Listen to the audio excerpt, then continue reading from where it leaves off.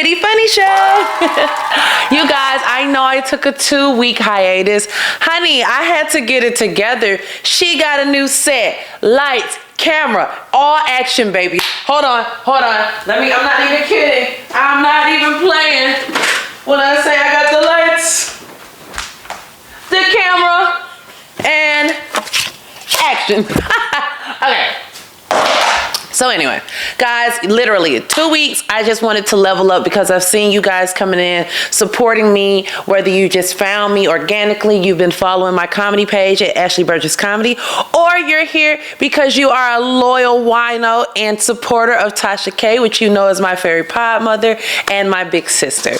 So, you know, I'm just so happy to be back and in full effect and ready to go. So, listen.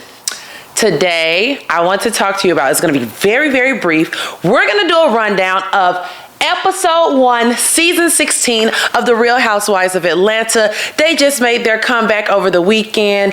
And, you know, I have some mixed thoughts, you know, mixed reviews. And guess what? I'm going to keep it very brief. We're not going to be here all day because it's not going to take all day to talk about episode 1. Okay, so within the first 10 minutes, they gave us a snippet of Kenya Moore. Happy to see her because, you know, with everything that was going on, I didn't know if we were going to see her again. I would like to acknowledge how, for the first time, season 16, after all this time, Kenya Moore's thighs were matching her BBL a lot more than usual. So I was very, very happy to see that. You know, too bad that they phased her out and we couldn't, you know, really bask and enjoy her in all her glory. There was a scene between Drew Sidora and Kenya where Drew was, you know, talking about how she had been making music with Dennis, which is Portia's baby daddy. And it was just like really shady. And I mean, you know, I see this all the time, people playing these little games and stuff, especially when they're obsessed with you, so they want to, like, you know, deal with everything around you. But I just really thought that, I don't know how else to say other than it's very much bottom of the barrel behavior. Like, out of all the producers in Atlanta, I mean, shoot, my best friend, Honorable C-Note, he's been living there since probably at least 20 years now. I mean, it's just, so, I mean, Metro booming, you know, Southside, you got so many producers that live in Atlanta, and you're Drew Sidora. So you've been in the game for a minute and you have to go to Portia's baby daddy / Dennis to get your next hit. And you know, what really struck me about this is like, Drew Sidora just been moving funny since moving funny. Because remember how we got introduced her? We got introduced to her by, you know, her coming in and breaking up Derwin and Melanie's wedding and marriage on the game. It was Drew Sidora. And she been moving slimy ever since, you know? Art imitates life. What else is going on? You know, I'm not trying to be rude here. Again, it's Women's History Month, girl power, but I think real girl love and women empowerment is accountability and helping a sister out. So with that being said, I saw a lot of bad plastic surgery with the new girls. I think botched is far-fetched. Like, they're not botched and they're still attractive and good to look at, but it's just like, especially like they got bad white woman work, you know? Like, it's not even like, it's just giving pull too tight, lots of Siamese cat type faces. I don't know, that took a lot of getting used to, and I don't know if I ever will, you know, just like our good girl Nene Leakes said, just a little too pinched. You know what I'm saying? So what else happened? I'll be honest. The show was extremely sleepy up until the last 6 minutes, to be honest with you. Let me take this moment. I know I said I was going to keep this brief. Let me take this moment to go up for our girl, Atlanta's own hidden gem, honey, Shamia Morton. She's taking it. Shamia Morton, you're taking it, girl. You're taking it, Shamia Morton. Honey, Shamia came through it. We're real wealth that we never even knew she had, honey. You know, because wealth is silence. Wealth is silent. Y'all been playing her like the sidekick. the plus one.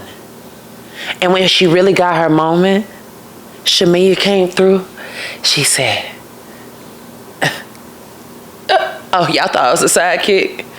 That girl came through. She about to be holding the center peach next year. Better believe that. But when I say Shamia came through and she said, I'm David Ruffin and these are the Temptations. Honey, within the first episode, our good sis got gifted for her 42nd birthday. By the way, I had no clue that was her age. She looks incredible. Honey, got gifted the Cullinan, episode 1. I know everybody has mixed feelings about this. It ain't that deep, but Portia definitely did come through and try to get in all on her moment when it was just like, you definitely could have went around the other way. Could have went around the other way. We didn't need all that. We didn't need you to make it about you, So once again, another Temptation reference. Shamia definitely looked at her like, ain't nobody coming to see you, Otis. Okay. But I refuse to let you go. Okay. But what I will say is I definitely, even though everybody else is trying to put this on Portia, I don't think Portia's jealous of Shamia at all. And I think that and we see it too often, even in the real world, on reality TV, whatever have you.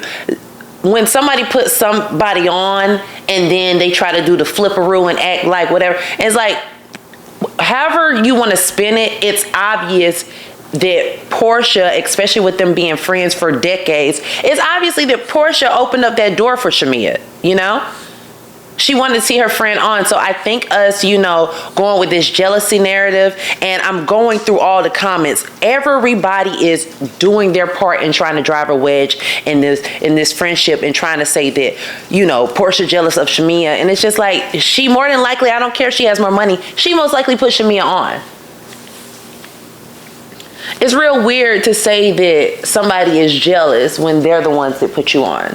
And they didn't have to. They could have kept you a little secret, a dirty little secret, Shamia is giving real wealth, and her husband seems to adore her.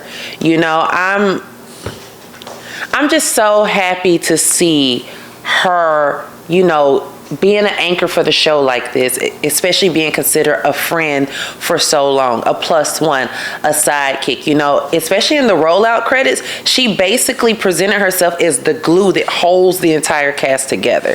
I guarantee you she's going to be having a center peach. Guess who we did not see episode 1? Phaedra. But what I do know and think about Phaedra, when she comes through, she's going to come through in full effect. Anything else that happened? I mean, by the end of the show, Shamia is going to confront Drew Sidora about working with Dennis. And, she didn't ask, do you work with him? She asked, are they dating? And damn well. They're not. So, especially, I think we've had enough time in real time for, that to play out if that was the case, What else struck me?